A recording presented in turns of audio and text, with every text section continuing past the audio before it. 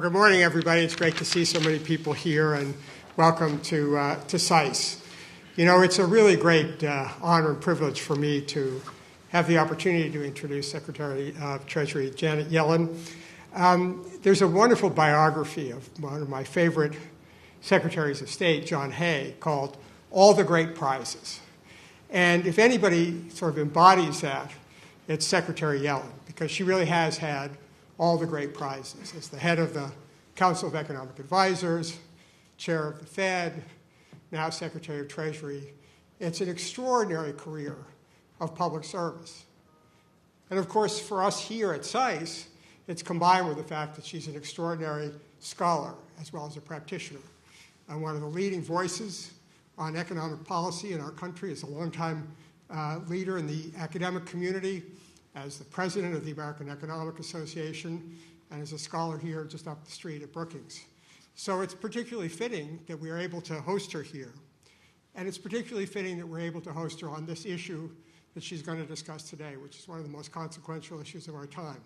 So I know you're all eager to hear from her, and so I'd ask you to join me in welcoming Secretary of the Treasury, Janet Yellen.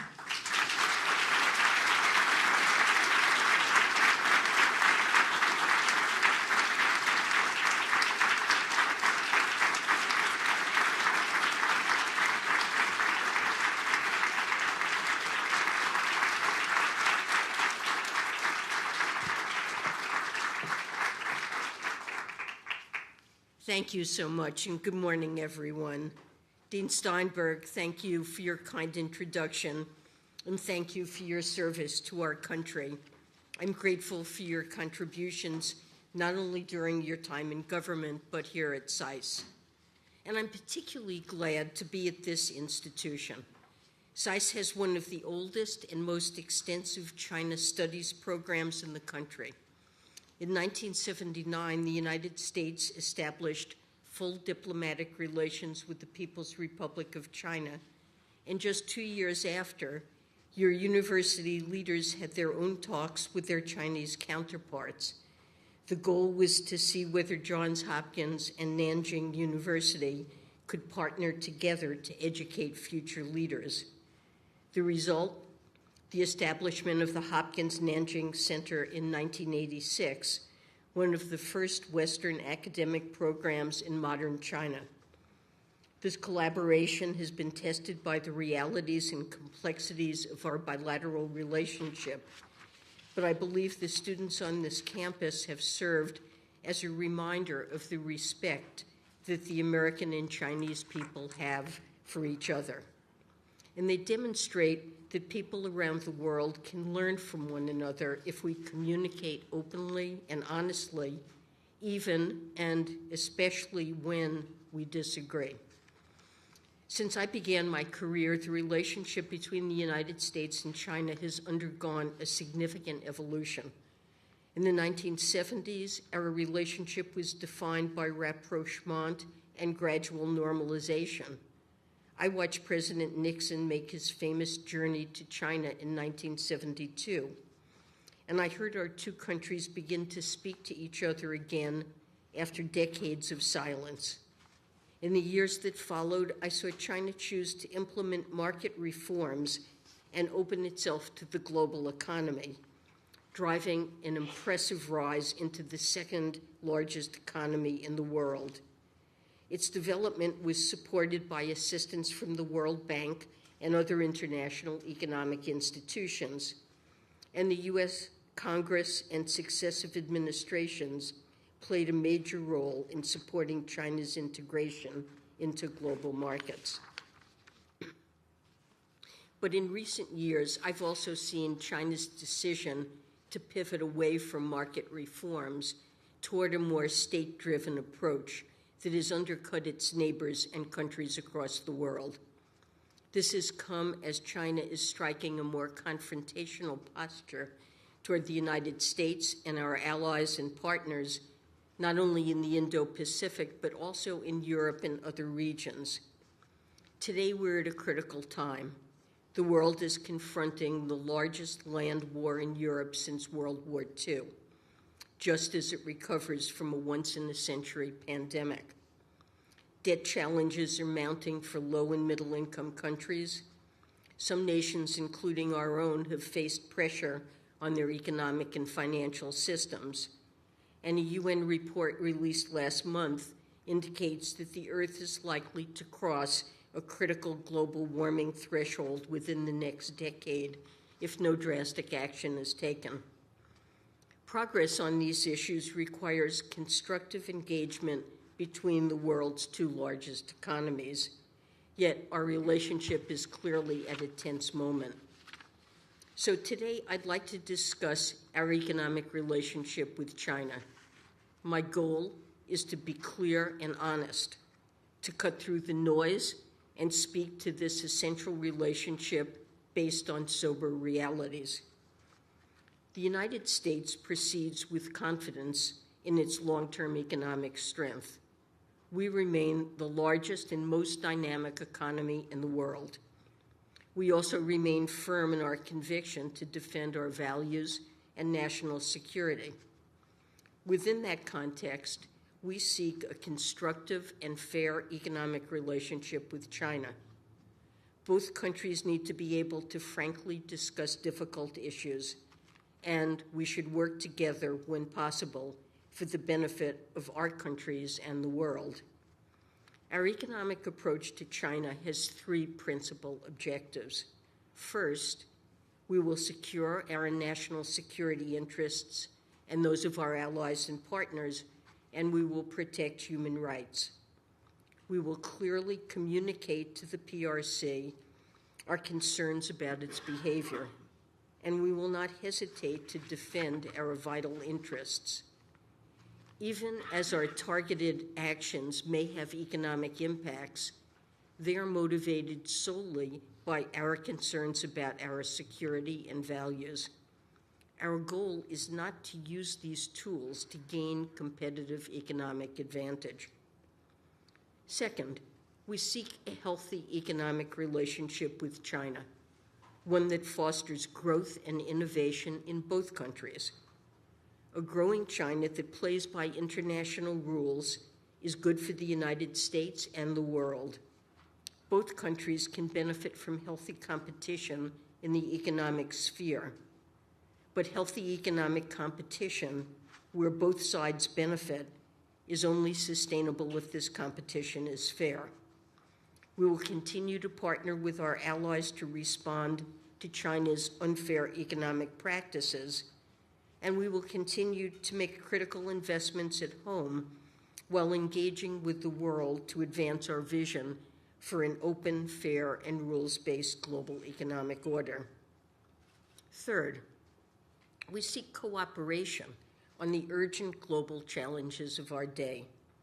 Since last year's meeting between Presidents Biden and Xi, both countries have agreed to enhance communication around the macroeconomy and cooperation on issues like climate and debt distress. But more needs to be done. We call on China to follow through on its promise to work with us on these issues, not as a favor to us, but out of our joint duty and obligation to the world. Tackling these issues together will also advance the national interests of both of our countries. Let me begin by discussing the state of our economies. In recent years, many have seen conflict between the United States and China as increasingly inevitable. This was driven by fears shared by some Americans that the United States was in decline and that China would imminently leapfrog us as the world's top economic power, leading to a clash between nations. It's important to know this. Pronouncements of U.S. decline have been around for decades, but they have always been proven wrong. The United States has repeatedly demonstrated its ability to adapt and reinvent to face new challenges, and this time will be no different, and the economic statistics show why. Since the end of the Cold War, the American economy has grown faster than most other advanced economies. And over the past 2 years, we have mounted the strongest post-pandemic recovery among major advanced economies. Our unemployment rate is near historic lows. Real GDP per capita has reached an all-time high, and we've experienced the strongest two-year growth in new businesses on record. This recovery is made possible by the strength of our economic fundamentals. Of course, this does not mean that our work is finished. Our top economic priority is to rein in inflation while protecting the economic gains of our recovery. A few weeks ago, the United States took decisive action to strengthen public confidence in the banking system after the failures of two regional institutions. The U.S. banking system remains sound, and we will take any necessary steps to ensure the United States continues to have the strongest and safest financial system in the world. Over the past few decades, China has experienced an impressive economic rise. Between 1980 and 2010, China's economy grew by an average of 10% per year, and this led to a truly remarkable feat, namely the rise of hundreds of millions of people out of poverty. China's rapid catch-up growth was fueled by its opening up to global trade and pursuit of market reforms. But like many countries, China today faces its share of near-term headwinds. This includes vulnerabilities in its property sector, high youth unemployment, and weak household consumption.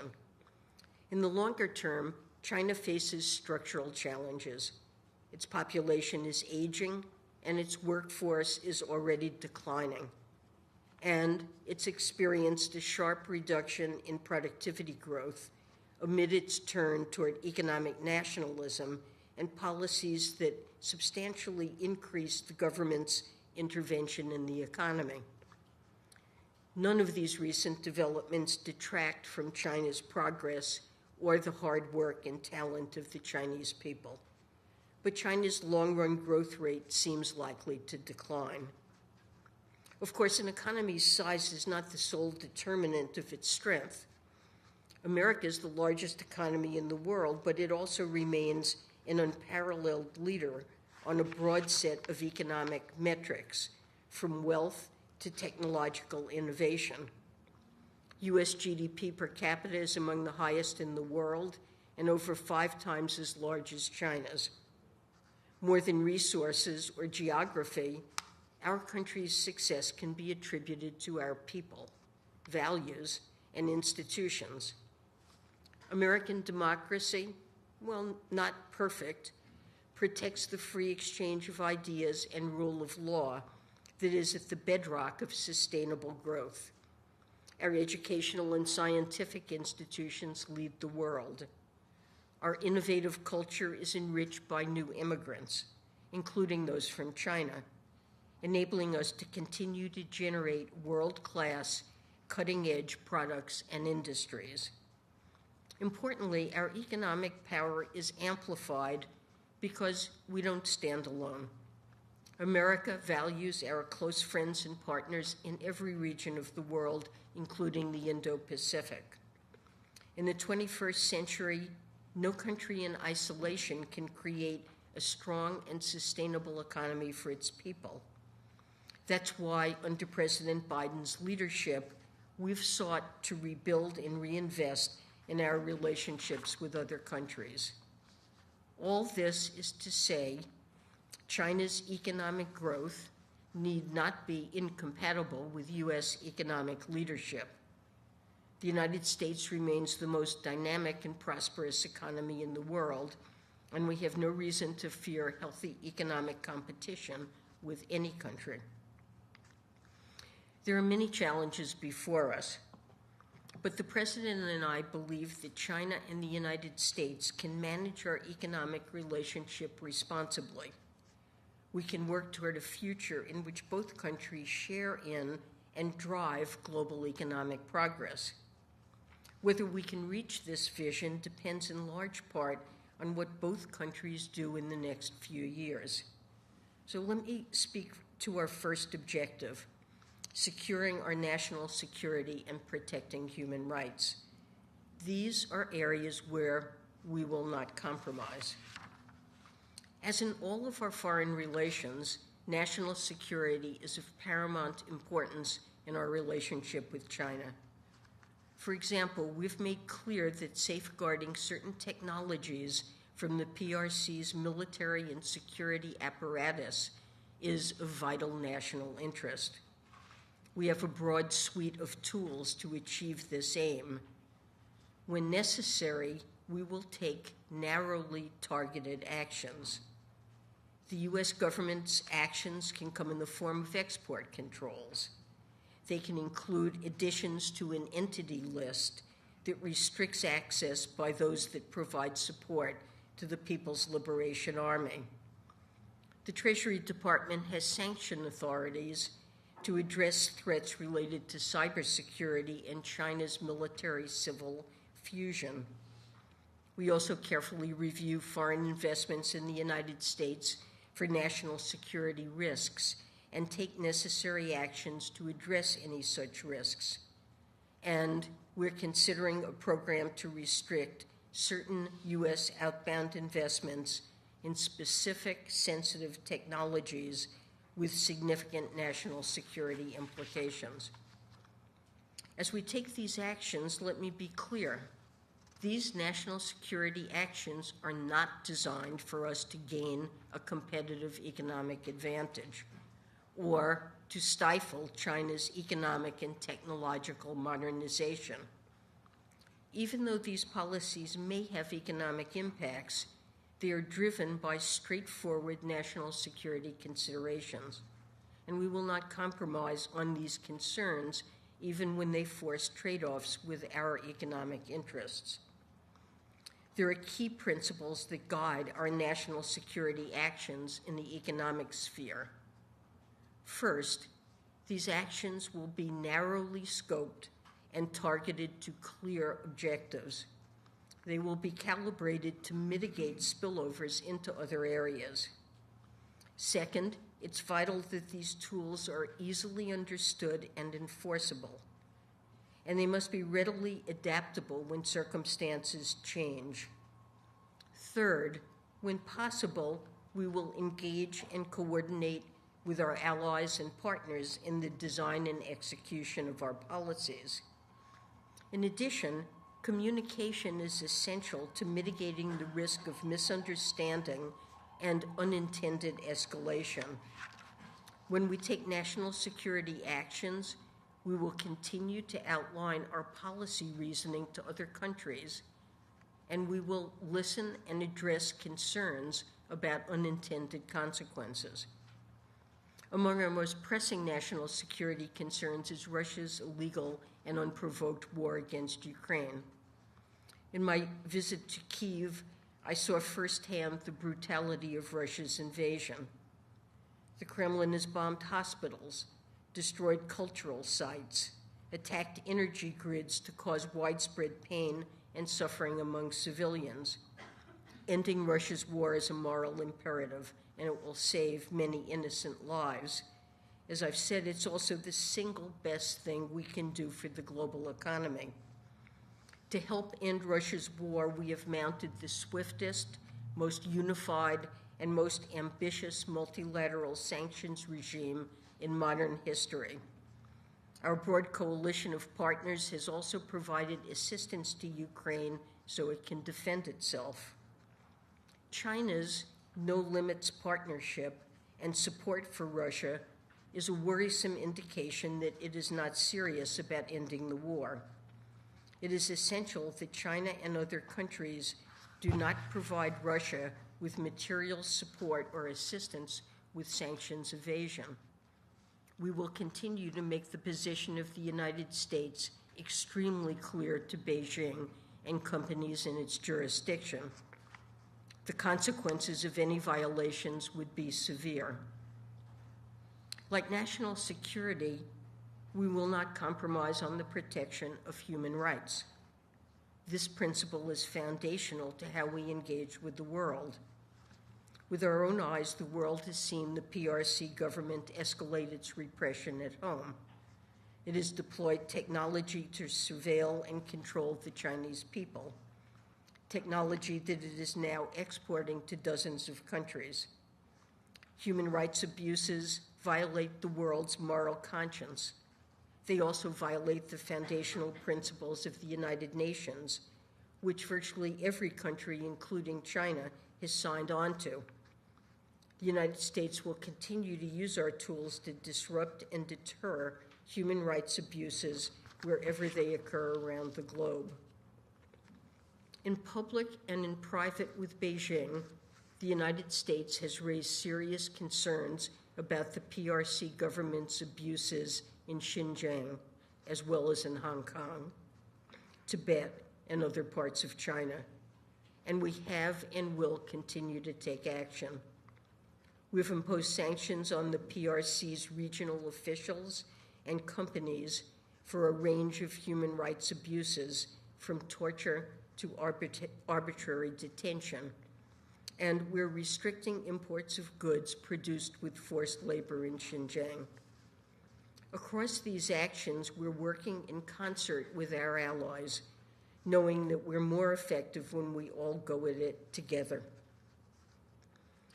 As we protect our securities interests and human rights values, we will also pursue our second objective, healthy economic engagement that benefits both countries. Let's start with the obvious. The U.S. and China are the two largest economies in the world, and we are deeply integrated with one another. Overall trade between our countries reached over $700 billion in 2021. We trade more with China than with any countries other than Canada and Mexico. American firms have extensive operations in China. Hundreds of Chinese firms are listed on our stock exchanges, which are part of the deepest and most liquid capital markets in the world. According to the Nature Index, the United States and China are each other's most significant scientific collaborators, and China remains among the top sources for international students in the United States.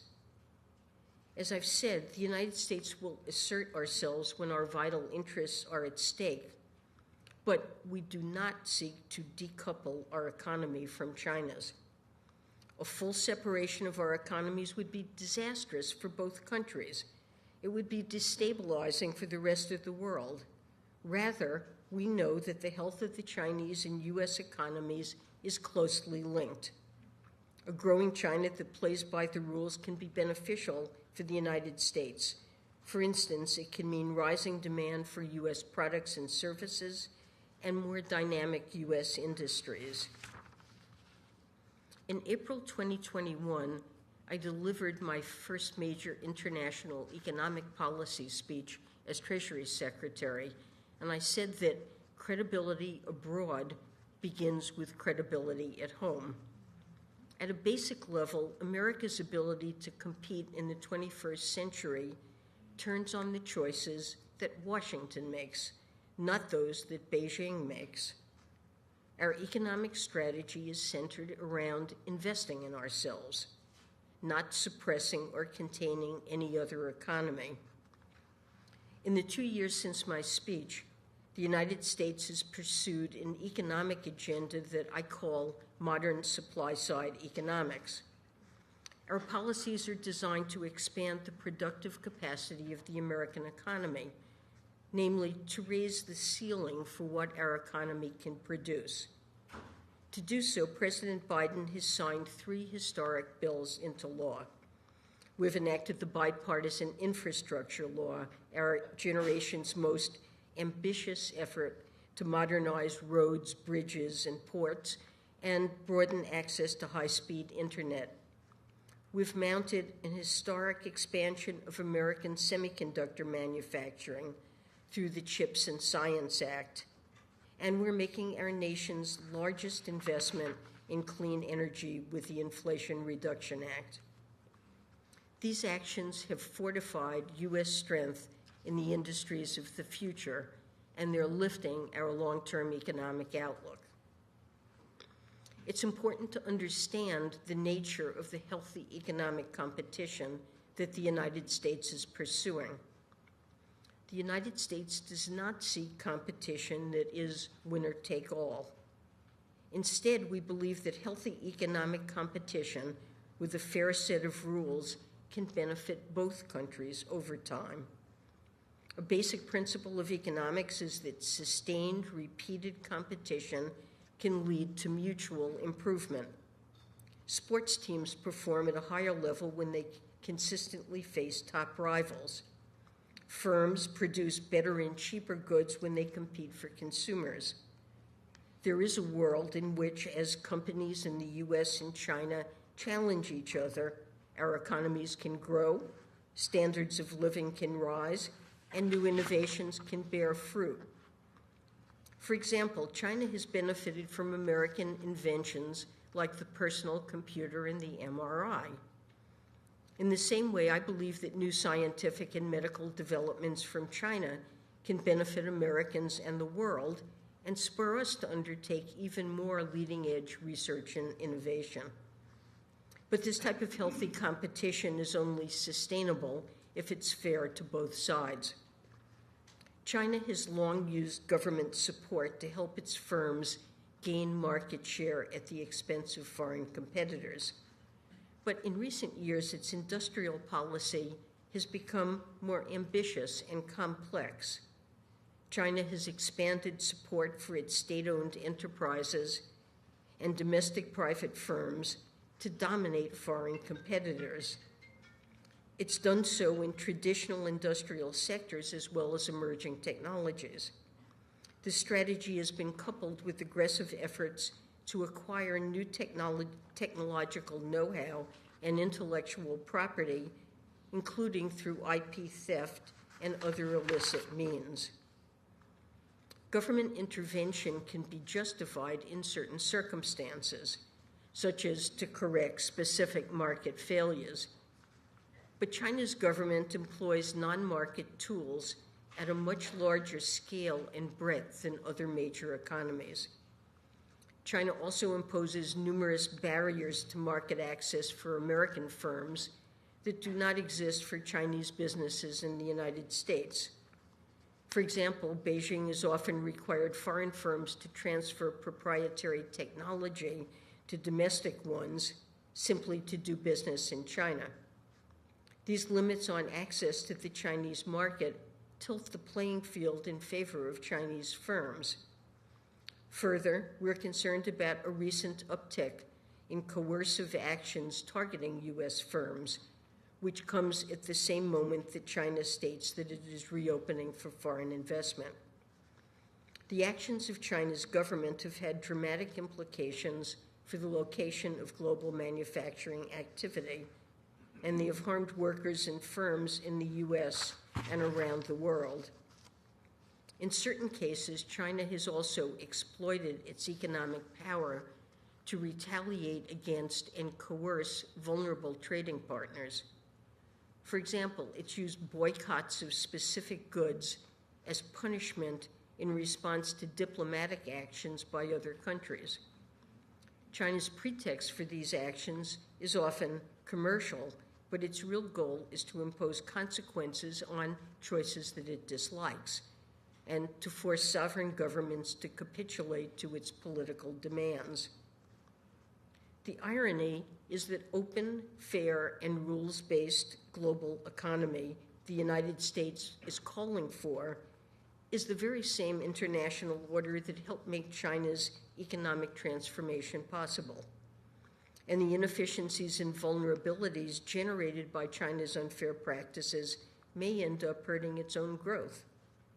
China's senior officials have repeatedly spoken about the importance of allowing markets to play a decisive role in resource allocation, including in a speech just earlier this year.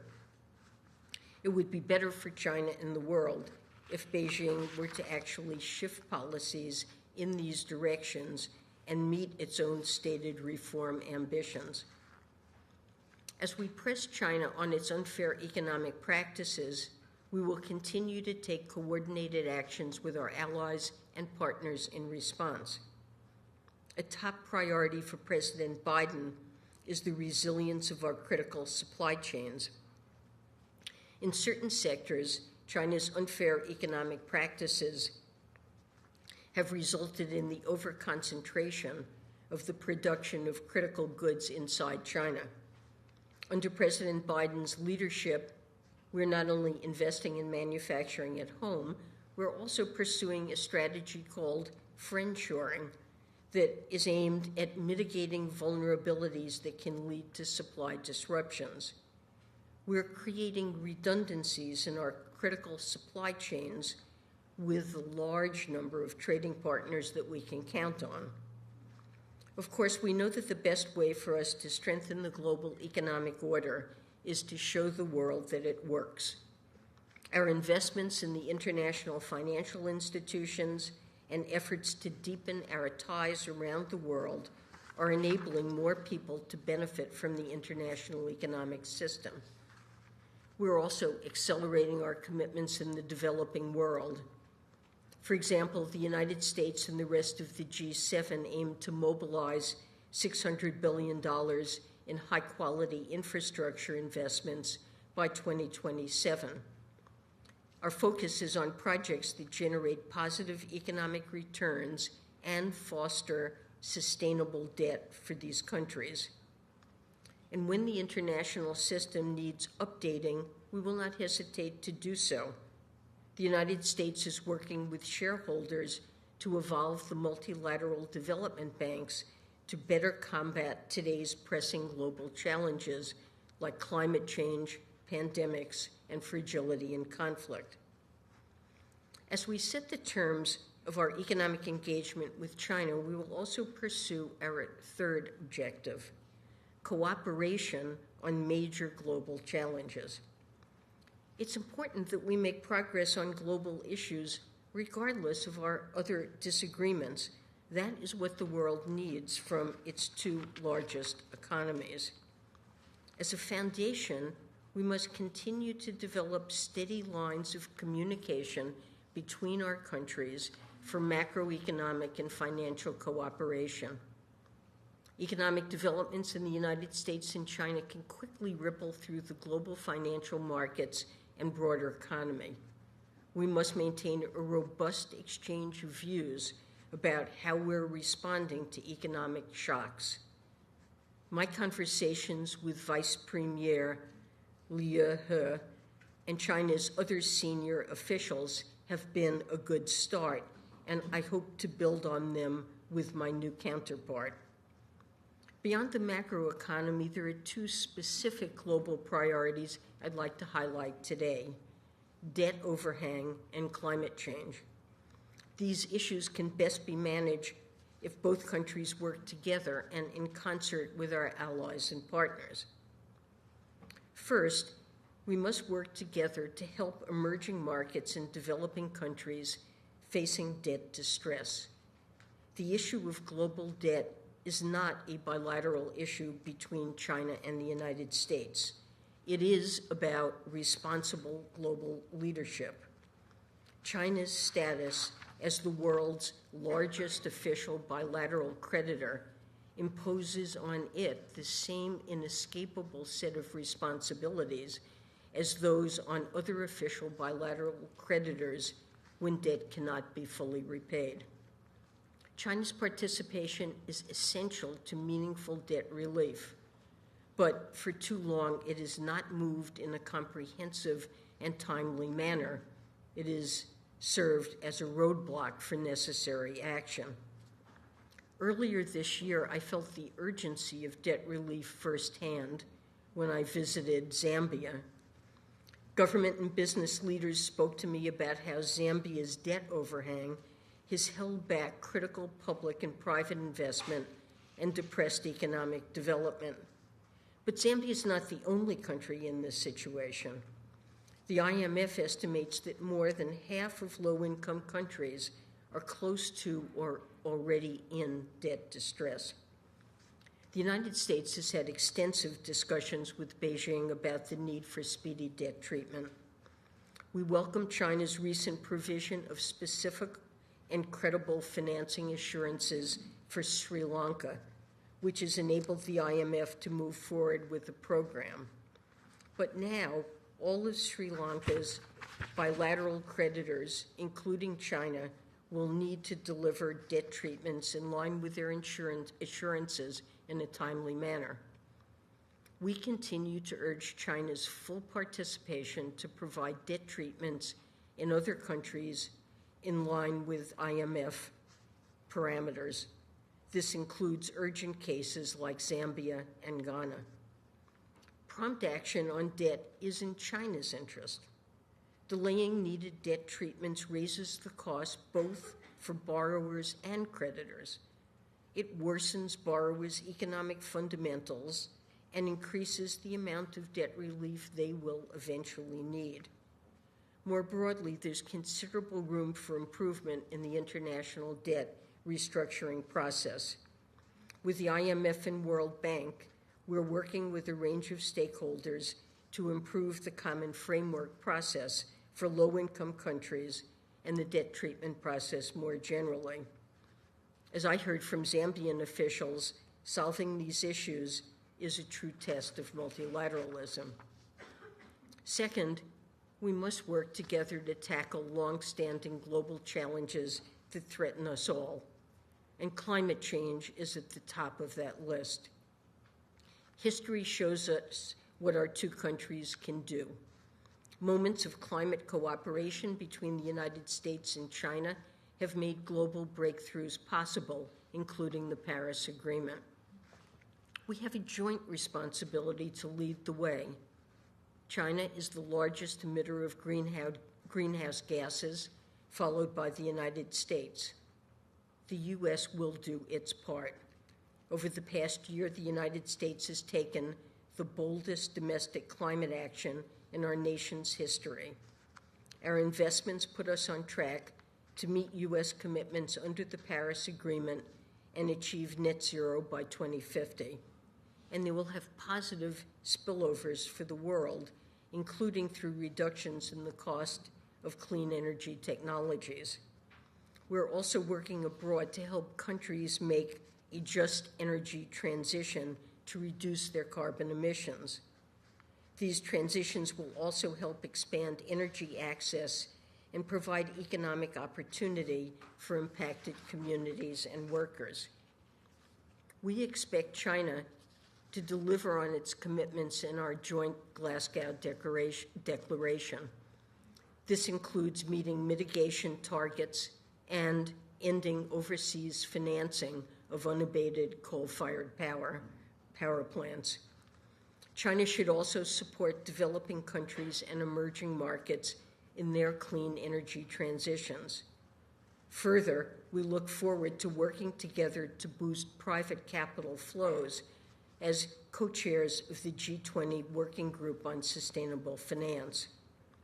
We stand ready to work with China on the existential challenge of climate change, and we urge China to seriously engage with us and deliver on its commitments.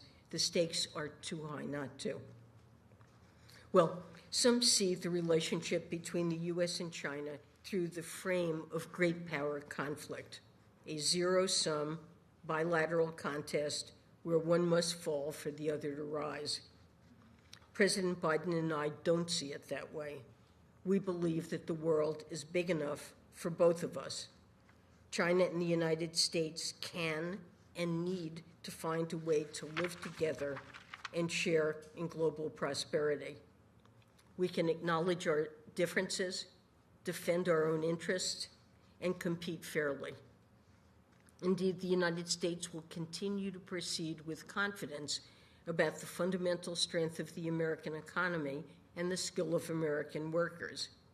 But as President Biden said, we share a responsibility to prevent competition from becoming anything ever near conflict. Negotiating the contours of engagement between great powers is difficult, and the United States will never compromise on our security or principles, but we can find a way forward if China is also willing to play its part. That's why I plan to travel to China at the appropriate time. My hope is to engage in an important and substantive dialogue on economic issues with my new Chinese government counterpart following the political transition in Beijing.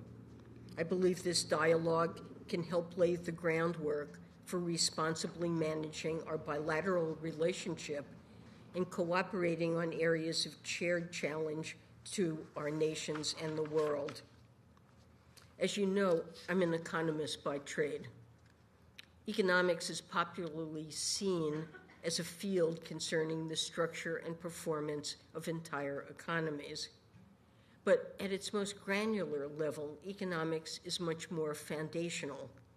It's the study of choices that people make, specifically how people make choices under specific circumstances of scarcity, of risk, and sometimes of stress, and how choices by individuals and firms affect one another and how they add up to a national or global picture.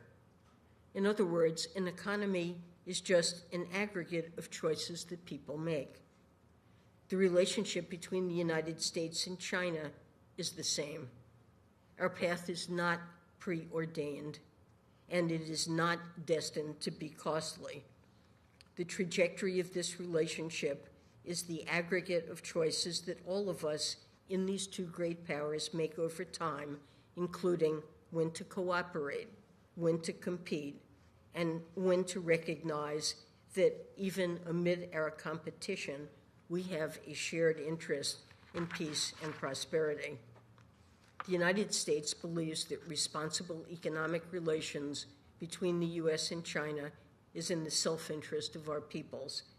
It is the hope and expectation of the world. And at this moment of challenge, I believe it must be the choice that both countries, the United States and China, make. Thank you.